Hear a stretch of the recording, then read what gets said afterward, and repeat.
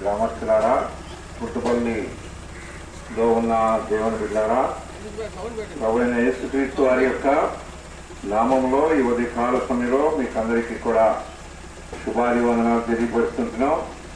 ఏమనగా దేవాది దేవుడు ప్రభువైన యేసుక్రీస్తు వారు చెప్తున్నారు, నేను త్వరగా వచ్చుతున్నాను అంటున్నారు.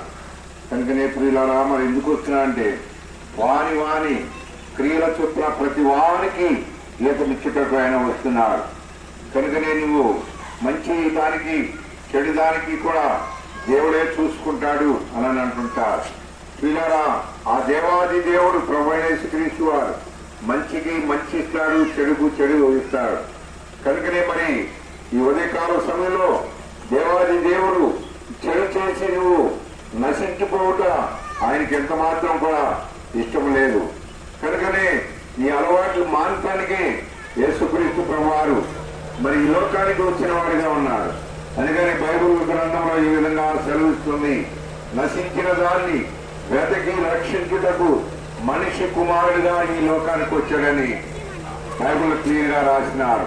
కనుక నువ్వు ఏ పరిస్థితిలో ఉన్నావో మాకు తెలియదు, కానీ సృష్టికర్త అయిన దేవుడు అంటున్నాడు, నా కుమారుడా, నా కుమార్తె, నీ హృదయము నాకిమ్ము అంటున్నాడు.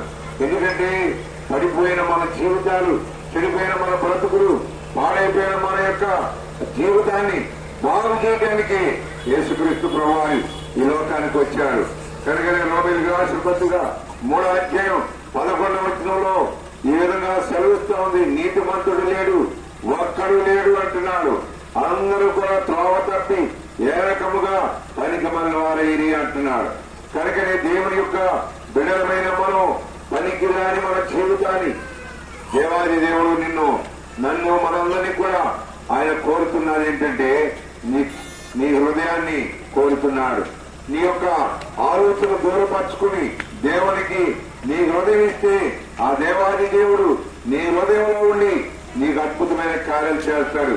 నీకు, నీ కుటుంబానికి గొప్ప రక్షణ ఇస్తాడు. కనుక రక్షణ లేకుండా పరలోక రాజ్యాన్ని నువ్వు చూడలేవు, దర్శించలేవు. కనుకనే అందుకని అంటున్నాడు, నేనే రక్షణ దినము రేపేమి సంబంధించడం నీకు తెలియదు. కనుకనే ఈ లోకంలో ఉన్నంత కాలము కూడా మరి సంపాదించుకున్నాం, తిన్నాం, మరి అనుకుంటే సరిపోదు. కానీ ఈ లోకం ఇచ్చినప్పుడు ఎక్కడికి వెళ్తున్నాం అన్నది కూడా ఆలోచించుకోవాలి.